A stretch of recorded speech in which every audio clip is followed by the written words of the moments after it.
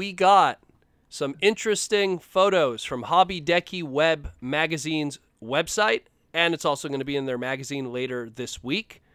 We have a look at a whole bunch of different Transformers Generation Select Japanese-related kind of stuff. We're going to go into this in parts, and also this is somehow tied to a little bit with what we were shown earlier this week with Sakamoto and his Transformers Legends manga that was shown to us through their Diatlas big powered pack-in and on their website. So the first one we're going to talk about is that of Star Convoy. Now, Star Convoy, we saw the gray prototype at Wonderfest 2019. We talked about it in length, but now we finally got the in-color images of it and also a better look of the inner robot. And I'm very excited about this. Now, obviously, the actual vehicle mode itself is kind of, what's the word I'm looking for, is kind of disappointing in the sense that it kind of just looks like Ginrai. It kind of just looks like, Power Master Optimus Prime in a lot of ways. Yeah, like I would say even the inner robot is very reminiscent of Power Master Optimus Prime, just like the inner mode of Power Master. Yeah. Like it's just the complete flat chest. Yeah, well, the faux chest, I guess, is what. Yeah.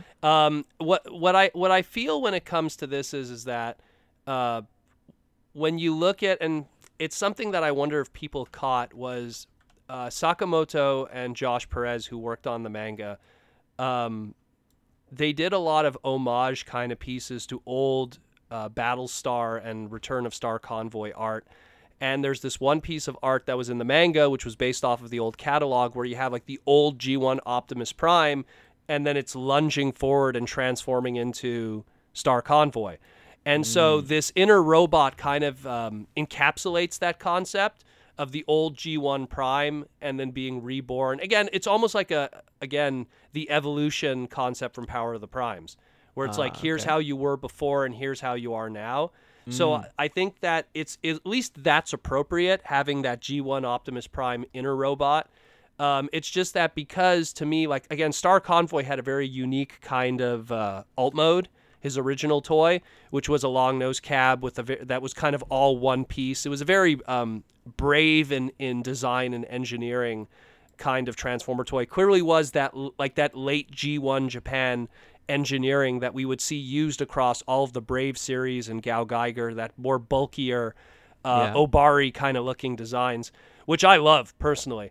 But it's kind of a shame that this is obviously, we both know it's a retool of the original Power of the Primes Optimus Prime, and so unfortunately the alt mode kind of has those trappings of that are still very Ginrai and stuff, which is fine for what it was before, but it's kind of a shame that it wasn't able to have the long-nosed cab kind of thing. Another thing I want to note that we didn't know about before was he has, and this is really cool, so he has his ion blaster gun that he had like with his original Optimus Prime and everything, but he also has in one of these images here, it looks like you could attach the Matrix of Leadership to it, which is pretty cool to have like a Matrix of Leadership's gun. So that's pretty cool. It looks a little bit weird, but then it's like, why couldn't you use the Matrix of Leadership it kind of reminds me how, because there was always old art of Prima and how he had the Star Saber blade, and the Star Saber blade had the Matrix of Leadership in the hilt. Okay. So I want to say it kind of plays on that too, where it just has that. And also, I mean, the whole story with Star Convoy from a fictional standpoint was, it was like, Prime died the second time in Japanese fiction, and then he gave the Matrix to Rodimus, and then Rodimus kept it with him, and then years later, Ginrai didn't have the Matrix, Star Saber didn't have the Matrix, also Fortress Maximus didn't have the Matrix, Diatlas didn't have the Matrix. When they got the Zodiac energy, they used that with the Matrix of Leadership, they put it inside Optimus Prime, and that's what gave birth to Star Convoy. So I'd like to believe that this more silvery gray Matrix might be like a fusion of those two things, the Zodiac energy. Okay. I mean, I could be wrong. This is something that I'm pretty sure when this toy comes out and there's going to be a manga pack-in, they'll probably explain it more.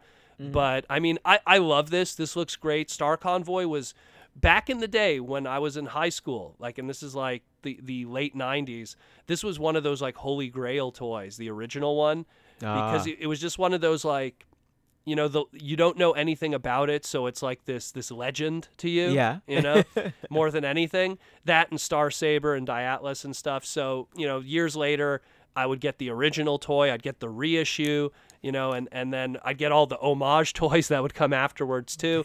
So it's cool to see this character come back again, this version of this character. And on top of that, to have it done with modern engineering and stuff, because I mean, I always like to say, I don't want to say never, but I don't see like a masterpiece of this anytime soon. So it's something that's just really cool to have like a generations version of it. And I mean, now we know more about it. According to the website, it's going to be going for 8,500 yen, which with current exchange right now is about $76.20. And the planned release is late September 2019, so around TFCon DC. So you'll probably be able to pick it up around then, assuming if the dealers or the Japanese dealers get it in time.